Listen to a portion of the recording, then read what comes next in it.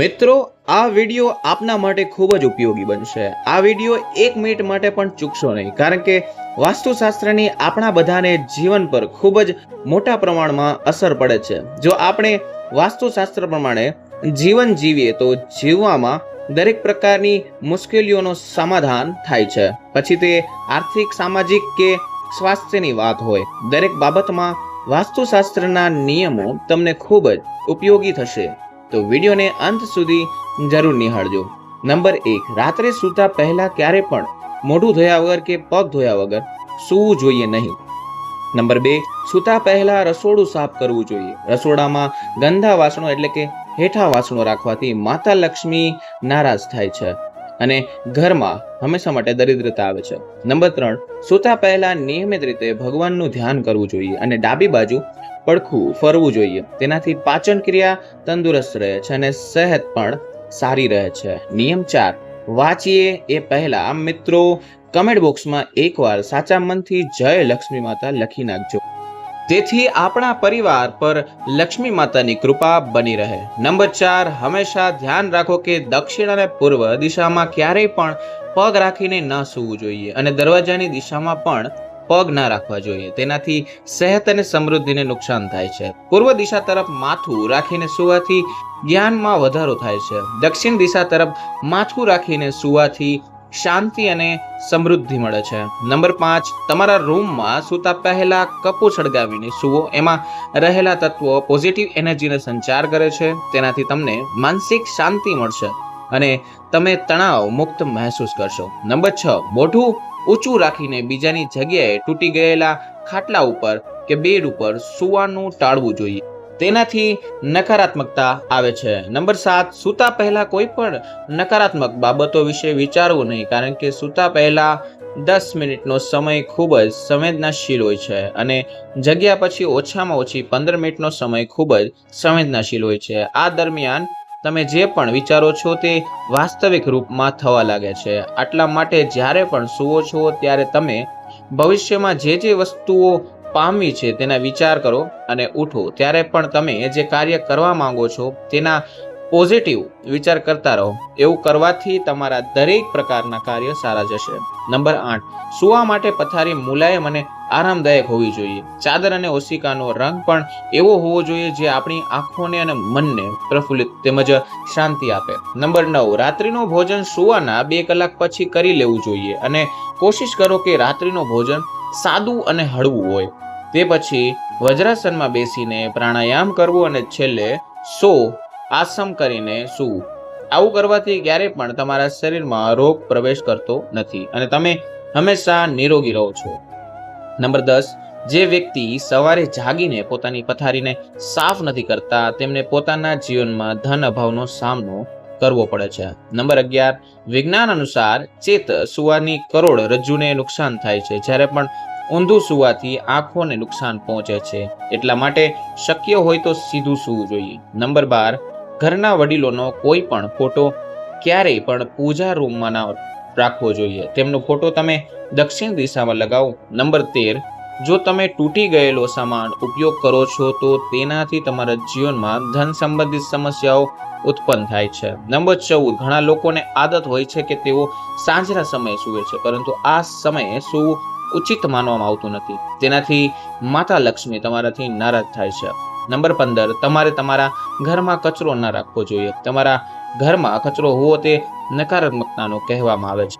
ઘરમાં કચરો હોવાથી નકારાત્મક શક્તિ ઘરમાં પ્રવેશ કરે છે. નંબર 16, ઘણા લોકો તેમના દાંતેથી નખને કાપે છે, પરંતુ તેનાથી માતા લક્ષ્મી તમારાથી નારાજ થાય છે અને તમારા ઘરમાં દુઃખ અને દરિદ્રતા આવે છે. નંબર 17, જે લોકો 40 દિવસથી વધારે પોતાના વાળ રાખે છે તેમના પર માતા લક્ષ્મી નારાજ થાય છે. તેટલા માટે તમારે 40 દિવસ પહેલા તમારા વાળ કાપી લેવા જોઈએ. નંબર 18, તમારા સગા સંબંધીઓ સાથે ખરાબ વર્તન ના કરવું જોઈએ. તેનાથી ધનની દેવી માતા લક્ષ્મી નારાજ થાય છે. નંબર 19, મહિલાઓએ ક્યારેય પણ ઊભા રહીને પોતાના વાળ બાંધવા જોઈએ નહીં.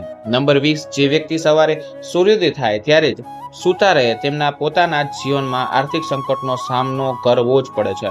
નંબર 21, ઘણા લોકો મંદિરનો દીવો ફૂંક મારીને ઉલાવી દે છે, પરંતુ આવું ના કરવું જોઈએ. તેનાથી માતા લક્ષ્મી તમારાથી નારાજ થાય છે. મિત્રો, નંબર 22, હાથ ધોયા વગર ક્યારેય પણ ભોજન ન કરવું જોઈએ. નંબર 23, ભોજન કરતા પહેલા ભગવાનનો આભાર જરૂર માનવો જોઈએ. તેના કારણે તમારા ઘરમાં ક્યારેય પણ ધન અને ધાન્યની કમી થતી નથી અને માતા લક્ષ્મી ઘરમાં વાસ કરે છે. નંબર 24, તમારા ઘરમાં કરોળિયાના ઝાડા થોડા દિવસે સાફ કરતા રહેજો. ઘરના ઝાડા હોવાથી નકારાત્મક શક્તિઓનો વાસ થાય છે. નંબર 25, રાતના સમયે પીવાનું પાણી ખુલ્લું ન રાખવું જોઈએ. નંબર 26, રાતના સમયે ભૂલથી પણ પોતાના ઘરમાં સાવરણીથી વાળવું જોઈએ નહીં. તેનાથી માતા લક્ષ્મી તમારું ઘર છોડીને ચાલ્યા જાય છે. નંબર 27, તમારા ઘરમાં બૂટ કે ચંપલ ગમે ત્યાં વેર વિખેર ઊભા જતા ન રાખવા જોઈએ. નંબર 28, જો તમે સ્નાન કર્યા વગર ભોજન કરો છો તો તેનાથી ધનની દેવી તમારાથી નારાજ થાય છે. નંબર 29, ઘણા લોકોને જ્યાં ત્યાં થૂકવાની આદત હોય છે, પરંતુ આ આદતના કારણે તમારે ધનના અભાવનો સામનો કરવો જ પડે છે. નંબર 30, ખાવાનું પીરસતી વખતે થાળીમાં એક હાથે ના પકડીને જોવું. થાળીને હંમેશા બંને હાથે પકડીને રાખવું જોઈએ. નંબર 31, ઘરના તમામ અરીસા ઉત્તર અથવા તો પૂર્વ દિશામાં દિવાલ તરફ હોવા જોઈએ. દક્ષિણ અને પશ્ચિમ દિશા દિવાલ પર અરીસો ન લગાવવો જોઈએ. નંબર 32, ખાવાનું ખાતા સમયે ભોજનની થાળીને ક્યારે પણ જમીન ઉપર ના રાખવી જોઈએ. પોતે પણ સીધા જમીન ઉપર બેસીને ભોજન ગ્રહણ ના કરવું જોઈએ. ભોજન કરતી વખતે આસન પથારીને બેસવું જોઈએ, તેમજ શક્ય હોય તો થાળીને પાટલી ઉપર રાખીને ભોજન ગ્રહણ કરવું જોઈએ. નંબર 33, બિસ્તર ઉપર બેસીને ક્યારે પણ ભોજન ના કરવું જોઈએ. નંબર 34, ભોજન કરતા સમયે તમારું મોઢું ભૂલથી પણ દક્ષિણ દિશા તરફ ના હોવું જોઈએ. આ દિશા મૃત્યુના દેવતા યમરાજ અને મૃતકોની માનવામાં આવે છે. નંબર 35, ખુરશી પર બેસીને પગ હલાવીને ભોજન કરવું અશુભ માનવામાં આવે છે. તેમજ થાળીને હાથમાં પકડીને પણ ન ખાવું જોઈએ. નંબર 36, ડાઇનિંગ ટેબલ ઉપર ક્યારેય પણ ખાલી ન રાખવું જોઈએ. ડાઇનિંગ ટેબલ ઉપર હંમેશા ખાવાની વસ્તુ રાખવાથી બરકત આવે છે. નંબર 37, તમે જમતી વખતે કોઈ પણ બીજા સાથે એક જ થાળીમાં ખાવાનું ખાઈ શકો છો, પરંતુ જો કોઈ વ્યક્તિએ પહેલેથી જ ભોજન કરી લીધું હોય તે હેઠી થાળીમાં ક્યારેય પણ ભોજન ન કરવું જોઈએ. નંબર 38, ભોજન કર્યા પછી હેઠી થાળી લઈને લાંબા સમય સુધી ના બેસવું જોઈએ અને હેઠા વાસણ પણ લાંબા સમય સુધી ના રાખવા જોઈએ. નંબર 39, ભોજન કર્યા પછી ક્યારેય પણ થાળીના હાથમાં ના ધોવા જોઈએ. નંબર 40, રાતના સમયે રસોડામાં ક્યારે પણ હેઠા વાસણ ના રાખવા જોઈએ. જો તમે કોઈ કારણોસર રાત્રે હેઠા વાસણો નથી ધોઈ શકતા તો તેને રસોડામાં ના રાખો, બહાર રાખવા જોઈએ. નંબર 41, રસોડામાં ફ્રીજ, મિક્સર અને ભારે સામાન દક્ષિણ અને પશ્ચિમ દિશામાં દિવાલ અડાડીને રાખવું જોઈએ. નંબર 42, જો તમે તમારા ઘરમાં ડાઇનિંગ ટેબલ રાખવા માંગો છો તો કોશિશ કરો કે તે ગોળ ન હોય.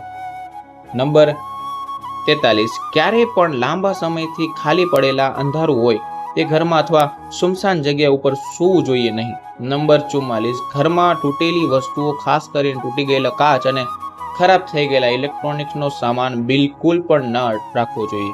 નંબર 45, સાંજના સમયે ક્યારે પણ કોઈને દૂધ, દહીં કે મીઠું દાનમાં ના દેવું જોઈએ. આર્થિક સ્થિતિ માટે ખૂબ જ હાનિકારક હોય છે. તો મિત્રો, આ હતા શાસ્ત્રના એ નિયમો જેનું પાલન કરનાર દરેક વ્યક્તિ સુખ અને સમૃદ્ધિ પ્રાપ્ત કરે છે. તો મિત્રો, જો આપને આ માહિતી પસંદ આવી હોય તો વિડીયોને લાઈક અને કમેન્ટ બોક્સમાં જય માં લક્ષ્મી લખવાનું ભૂલશો નહીં મિત્રો, જેથી આપના પરિવાર પર લક્ષ્મી માતાજીની કૃપા બની રહે. અને નીચે આપેલું લાલ કલરનું બટન દબાવીને આપણી ચેનલને સબસ્ક્રાઇબ કરવાનું પણ ભૂલશો નહીં, જેથી આવા જ સરસ મજાના વિડીયો આપને સમયસર મળતા રહે. ફરી મળીશું મિત્રો કોઈ નવા વિડીયો. ત્યાં સુધી બધાને રાધે રાધે.